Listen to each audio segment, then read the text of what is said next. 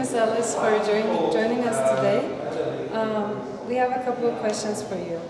How does the World Academy of Art and Science support the mission to promote innovation in education worldwide? I love this question. Innovation in education is absolutely critical. We need to have transdisciplinary approaches that are interdisciplinary and grounded in both indigenous wisdoms and leveraging high tech of the kind I've seen here at Istinye University. We know that to have a livable planet for future generations, we must bring all the disciplines together. And the World Academy of Art and Science plays a very important role, not only because of its historic importance after the Second World War, but equally relevant today as the Academy is doing so much work on the future of education and what is required to make it really relevant to solve our wicked, complex problems.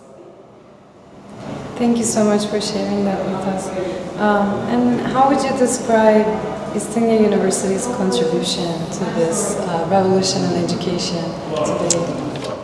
I know Istinye University is doing so much work at the forefront of science, including AI, and also the importance of data and making sure that good, reliable data is accessible.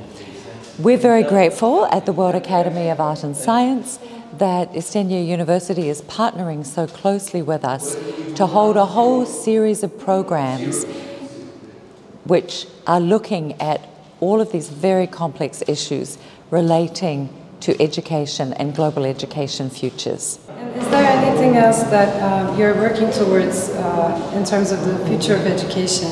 Any personal projects or thoughts that you would like to share with us? Yes.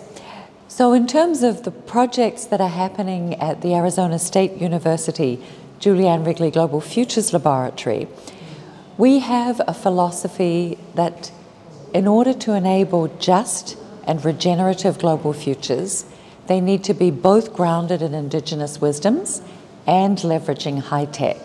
And we are deliberately transdisciplinary and multi-stakeholder.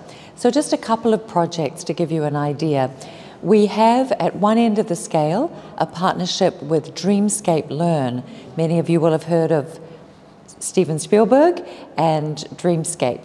So that enables students in first year biology to go into the lab and use virtual reality to be scientists on an alien planet and actually experience firsthand how they would approach a scientific problem in the field.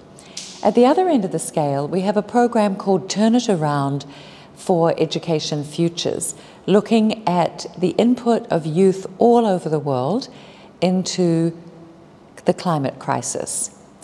And some of the prompts in that project, which use old-fashioned flashcards and require youth to either write a message to policymakers or to draw and create art that will hopefully have an emotional include, tell policymakers what they need to know to create a livable future for you. So at one end of the scale, very high tech and virtual reality.